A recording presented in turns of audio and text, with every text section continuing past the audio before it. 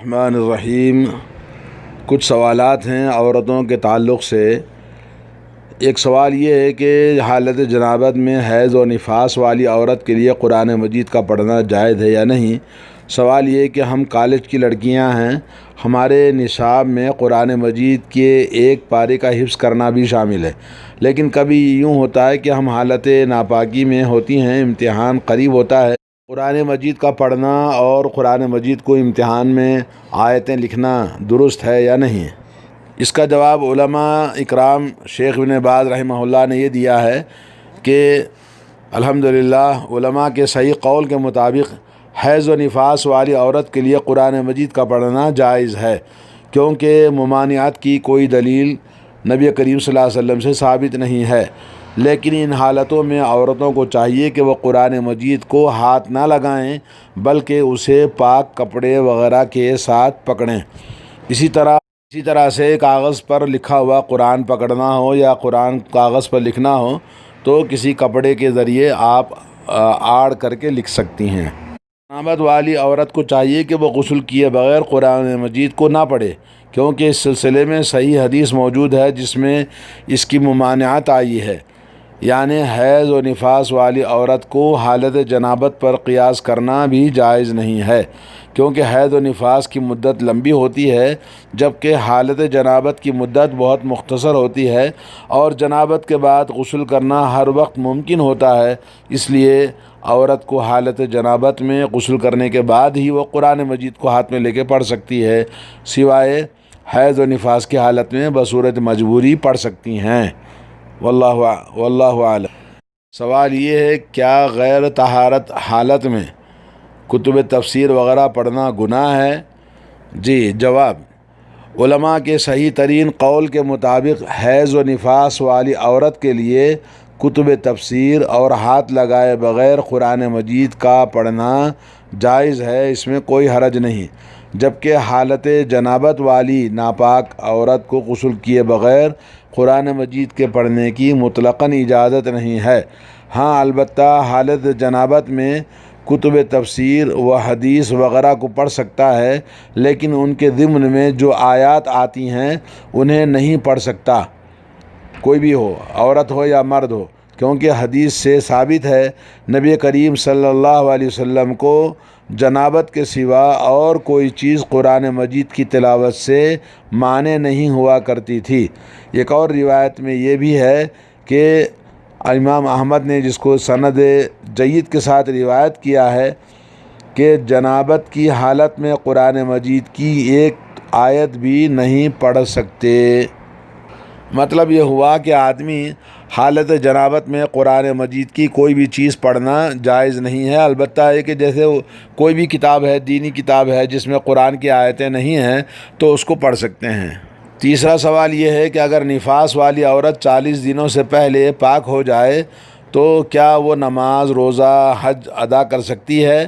جواب الحمدللہ ہاں، نفاس والی عورت، نفاس کسے کہتے ہیں؟ جو ولادت کے بعد میں، ڈیلیوری کے بعد میں عورت کو خون آتا رہتا ہے، تو نفاس والی عورت اگر 40 دنوں سے پہلے پاک ہو جاتی ہے تو وہ روزہ، نماز، حج اور عمرہ ادا کر سکتی ہے، اور اس کے شوہر کے لیے بھی اس سے مباشرت کرنا بھی جائز ہے۔ مثلا اگر وہ 20 دنوں کے بعد پاک ہو جائے تو وہ غسل کر کے نماز، روزہ ادا کر سکتی ہے اور اپنے شوہر کے لیے بھی حلال ہو جائے گی۔ اور جو عثمان ابن ابی العاص رضی اللہ تعالیٰ عنہ سے مروی ہے کہ انہوں نے اسے مکروہ سمجھا ہے تو یہ کراہت تنزیہی پر محمول ہوگا، اور یہ کہ ان کا اجتہاد ہے لیکن اس کی کوئی دلیل نہیں ہے۔ صحیح بات یہی ہے کہ اگر وہ 40 دنوں سے پہلے پاک ہو جاتی ہے تو اس میں کوئی حرج نہیں، اس کی طہارت صحیح ہوگی، اور اگر 40 دنوں کے اندر دوبارہ خون آ جائے تو صحیح قول کے مطابق یہ نفاس کا خون شمار ہوگا، اور حالت طہارت میں ادا کیا ہوا روزہ، نماز اور حج وغیرہ وہ صحیح ہوگا، اور حالت طہارت میں ادا کی ہوئی کسی بھی عبادت کو دہرانے کی ضرورت نہیں ہے۔ نمبر 5، معمول کے 5 ایام حیض گزر کر غسل کرنے کے بعد کبھی کبھی یہ دیکھتی ہوں کہ غسل کے فوراً بعد نہایت معمولی سی مقدار میں خون آتا ہے۔ ہمیشہ اس طرح نہیں ہوتا بلکہ ہر 2 یا 3 حیضوں کے بعد اس طرح سے ہوتا ہے۔ تو کیا اپنے معمول کے 5 ایام گزر کر نماز روزہ شروع کر دوں یا اس چھٹے دن کو بھی معمول کا دن شمار کروں؟ یعنی سوال یہ تھا کہ غسل حیض کے بعد خون کا دوبارہ جاری ہونا، اس سے کیا کیا جائے؟ تو جواب علماء کرام نے کہا کہ طہارت کے بعد خارج ہونے والا مادہ اگر زرد یا مٹیالے رنگ کا ہے تو اسے کچھ بھی نہیں سمجھا جائے گا اور اس کا حکم پیشاب کے حکم میں ہوگا۔ ہاں البتہ وہ صاف طور پر خون ہو تو اسے حیض میں شمار کیا جائے گا اور تمہیں دوبارہ غسل کرنا ہوگا، کیونکہ حضرت ام عطیہ رضی اللہ تعالی عنہا سے حدیث مروی ہے، ان کا شمار ان صحابیات میں سے ہے کہ وہ کہتی ہیں طہارت کے بعد ہم زرد یا مٹیالے رنگ کے خارج ہونے والے پانی کو کچھ بھی شمار نہیں کرتی تھیں۔ تو معلوم یہ ہوا کہ عورت پاک ہونے کے بعد میں کبھی کبھی اس طرح سے زرد یا مٹیالے رنگ کا ہلکا سا اس کو آتا ہے پانی، تو اس کو کچھ بھی شمار نہیں کیا جائے گا، پیشاب کے نکلنے کی طرح ہے، وضو ٹوٹ جائے گا۔ البتہ صاف خون نظر آتا ہے تو پھر وہ حیض میں شمار ہوگا۔ نمبر 6، ایام حیض میں بے قاعدگی۔ یعنی ایک خاتون نے سوال کیا کہ میں 20 سال کی ایک خاتون ہوں، مجھے پہلے 4 دن ایام آتے تھے، پھر 3 دن تک بند رہنے کے بعد 7ویں دن پھر شروع ہو جاتے ہیں، لیکن یہ ایام پہلے کی بنسبت خفیف ہوتے ہیں اور ان میں خون کا رنگ مٹیالہ ہوتا ہے اور یہ سلسلہ 12 دن تک جاری رہتا ہے۔ مجھے خون کی کمی کا عارضہ بھی لاحق تھا جو بحمداللہ علاج سے ٹھیک ہو گیا ہے، اور اب میں نے اپنی مذکورہ دونوں حالتوں کے بارے میں متقی پرہیزگار ڈاکٹر سے مشورہ کیا تو انہوں نے یہ کہا کہ میں 4 دنوں کے بعد غسل کر کے نماز روزہ اور دیگر عبادات شروع کر سکتی ہوں۔ مگر کچھ عورتوں نے کہا کہ یہ آپ کا عمل درست نہیں ہے تو آپ مجھے مشورہ دیجیے۔ اس کا جواب علماء کرام نے دیا ہے کہ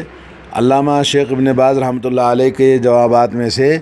کہ مذکورہ بالا 4 اور 6 یہ تمام دن حیض کے دن شمار ہوں گے، لہذا ان دنوں میں نماز روزہ اور نماز وغیرہ نہیں ادا کریں گے، اور ان مذکورہ ایام میں تمہارے شوہر کے لیے وظیفہ زوجیت ادا کرنا بھی حلال نہیں ہے، یعنی ایام ماہواری میں 4 دنوں کے بعد غسل کر کے نماز شروع کر لو، اور 4 اور 6 کے درمیان جو طہارت ہوتی ہے جس میں آپ کو بعد میں مٹیالہ نظر آتا ہے تو درمیان میں آپ طہارت والی شمار ہوں گی، اور اب حق زوجیت بھی ادا کرنا آپ کے لیے حلال ہے، اور ان دنوں میں روزہ رکھنے میں بھی کوئی امر مانع نہیں ہے، اور اگر ماہ رمضان ہو تو ان دنوں میں روزے رکھنا واجب ہوگا۔ اس طرح جب یہ دوسری دفعہ کے کچھ 6 دن پورے ہو جائیں تو پھر غسل کرو اور دیگر تمام پاک عورتوں کی طرح نماز روزہ ادا کرو۔ اور بات یہ ہے کہ ایام حیض میں کمی بیشی ہو سکتی ہے اور یہ ایام یکجا بھی آ سکتے ہیں اور الگ الگ بھی۔ اللہ تعالی ہم سب کو اپنی رضا کے مطابق عمل کی توفیق بخشے، اور اللہ تعالی ہم سب کو تمام مسلمانوں کو دین کی صحیح سمجھ اور ثابت قدمی عطا فرمائے۔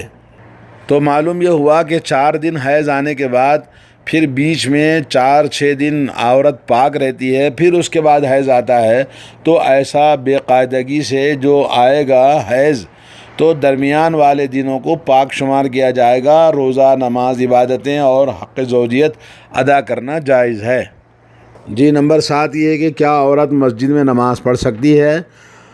جواب: جب عورت نے شرعی حجاب اختیار کر رکھا ہے، اپنے چہرے اور ہاتھوں کو بھی چھپا رکھا ہے اور نماز کے لیے خوشبو اور زیب و زینت کیے بغیر